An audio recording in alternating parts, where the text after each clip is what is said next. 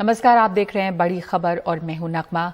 आर्यन खान को जेल से बाहर आने के लिए अभी और इंतजार करना होगा। आज भी उनकी जमानत अर्जी पर जो जिरह हुई उसके बाद उन्हें बेल नहीं मिली है, क्योंकि अब ये जिरह कल भी जारी रहेगी। बॉम्बे हाई कोर्ट में उनकी जमानत याचिका पर सुनवाई पूरी नहीं हो सकी और हाई कोर्ट में कल भी सुनवाई चलेगी।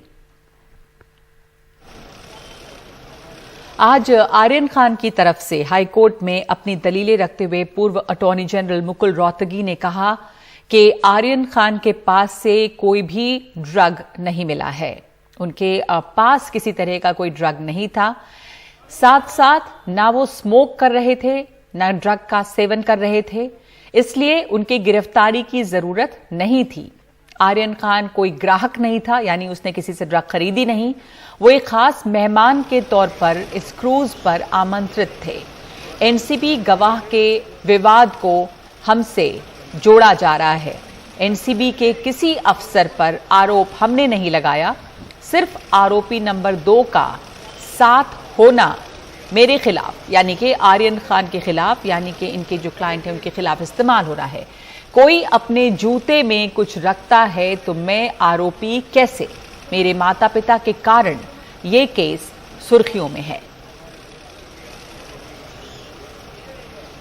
हाँ, उम्मीद है पूरी कि कल सबकी आर्गुमेंट्स खत्म हो जाएगी, ऐसी उम्मीद है, लेकिन अभी देखते हैं, वो कोर्ट पे डिपेंड करता है। कोर्ट के 2 ही दिन बचे हैं, कल के बाद जब कोर्ट ऑर्डर दे सकता है या फिर दिवाली वेकेशन से पहले। बिल्कुल नहीं, हमारे पास वक्त है। ऑलरेडी कोर्ट ने कल के लिए इसको फिक्स हियरिंग रखा हुआ है सेकंड हाफ में, और हमें पूरी उम्मीद है कि जो भी ऑर्डर है, पॉजिटिव या नेगेटिव जो भी है, वो फ्राइडे से पहले आ जाए, ऐसी उम्मीद है हमें पूरी। और ड्रग मामले में 2 आरोपियों अविन साहू और मनीष राजगढ़िया को सेशंस कोर्ट से जमानत मिल गई है। ये इस मामले में पहली बेल है। इस मामले में 11 नंबर के आरोपी मनीष राजगढ़िया को लगभग 2.5 ग्राम गांजे के साथ गिरफ्तार किया गया था। मनीष के वकील अजय दुबे ने बताया कि उन्हें 50,000 के बॉन्ड पर जमानत दी गई है।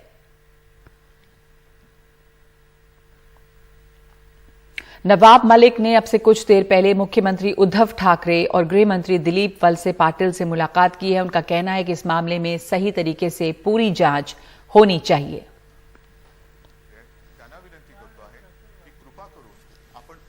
गृह मंत्री और मुख्यमंत्री महोदय से मुलाकात हमने की।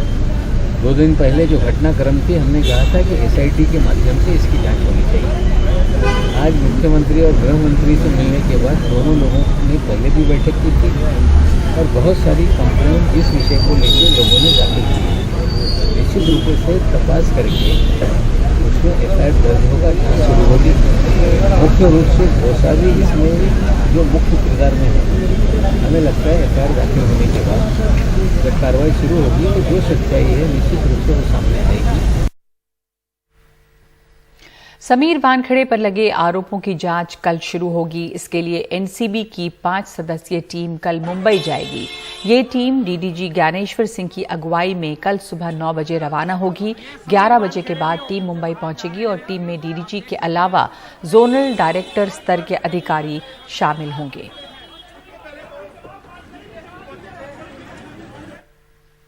तो ये थी आर्यन खान ड्रग मामले से जुड़ी खबरें। आगे दूसरी खबरों पर नजर डालते हैं। सीबीआई ने नेवी के कमांडर रैंक के एक ऑफिसर को गोपनीय जानकारियां लीक करने के आरोप में गिरफ्तार किया है।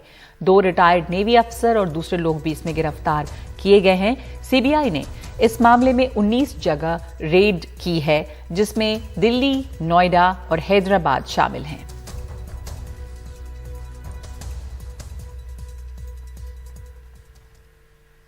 लखीमपुर खीरी हिंसा में मारे गए बीजेपी कार्यकर्ताओं से जुड़ी एफआईआर पर पुलिस ने 2 लोगों को गिरफ्तार किया है। बीजेपी कार्यकर्ताओं की हत्या के आरोप में एसआईटी की कार्रवाई। गिरफ्तार बीजेपी पार्षद सुमित जायसवाल की तहरीर पर कार्रवाई की गई है। इसके साथ साथ पूछताछ के लिए बुलाए गए विचित्र सिंह, गुरविंदर सिंह गिरफ्तार किए गए हैं। लखीमपुर खीरी हिंसा में 2 आरोपी जो हैं वो गिरफ्तार हुए हैं, लेकिन इसमें ये जो विचित्र सिंह है, उनके पिता ने कहा है कि मेरा बेटा निर्दोष है, उसने सिर्फ वीडियो बनाया। ये विचित्र सिंह के पिता का कहना है।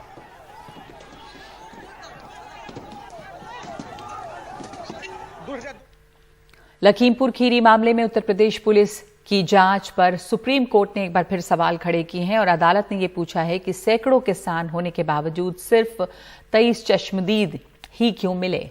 अदालत ने कहा कि किसानों की विशाल रैली थी और आपको सिर्फ 23 चश्मदीद मिले। 4-5 हजार की भीड़ में ज्यादातर आम लोग थे, स्थानीय लोग थे। ऐसे ज्यादा गवाहों की तलाशी और बयान भी दर्ज करें और भी लोग होंगे जिन्होंने घटना को देखा होगा।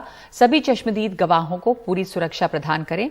इसी घटना में एक पत्रकार समेत 3 लोगों की मौत के मामले में अदालत ने यूपी सरकार से एक अलग स्टेटस रिपोर्ट मांगी है। उनके परिवारों ने अदालत को बताया है कि पुलिस उनकी शिकायतों पर कार्रवाई नहीं कर रही है। और कांग्रेस की खबर, 10 दिन के अंदर दूसरी बार कांग्रेस की एक बड़ी बैठक हुई है। सोनिया गांधी ने साफ किया है कि पार्टी संगठन के मामले में गंभीर हैं वो और अंदरूनी असंतोष से निपटने को तैयार हैं। कांग्रेस के राष्ट्रीय महासचिवों, प्रदेश प्रभारियों और प्रदेश अध्यक्षों की इस बैठक में सोनिया गांधी ने बीजेपी आरएसएस पर निशाना साधा और कहा कि देश में लोकतंत्र और संविधान बचाने के लिए जरूरी है कि इनकी नीतियों से पूरी तैयारी के साथ लड़ा जाए, क्योंकि इनकी नीतियां जो हैं वो द्वेषपूर्ण हैं। इस बैठक में सोनिया गांधी ने संगठन के भीतर अनुशासन और असंतोष का सवाल भी उठाया। कहा कि पार्टी की बात जमीनी कार्यकर्ता तक नहीं पहुंचती। नीतिगत मुद्दों पर राज्य स्तर के नेताओं में एकजुटता की कमी नजर आती है। नसीहत भी कि अनुशासन की सीमा न लांघें। देश के कुछ और राज्यों की तरह बिहार के 2 विधानसभा सीटों पर भी 30 तारीख को वोट डाले जाएंगे, लेकिन ये चुनाव मुख्यमंत्री नीतीश कुमार और विपक्ष के नेता तेजस्वी यादव के लिए प्रतिष्ठा का प्रश्न है। जहां नीतीश अन्य एनडीए नेताओं के साथ लगातार 2 दिनों तक चुनाव प्रचार कर रहे हैं, वहीं तेजस्वी 10 दिनों से बार बार दोनों विधानसभा में जाकर जमकर प्रचार कर रहे हैं।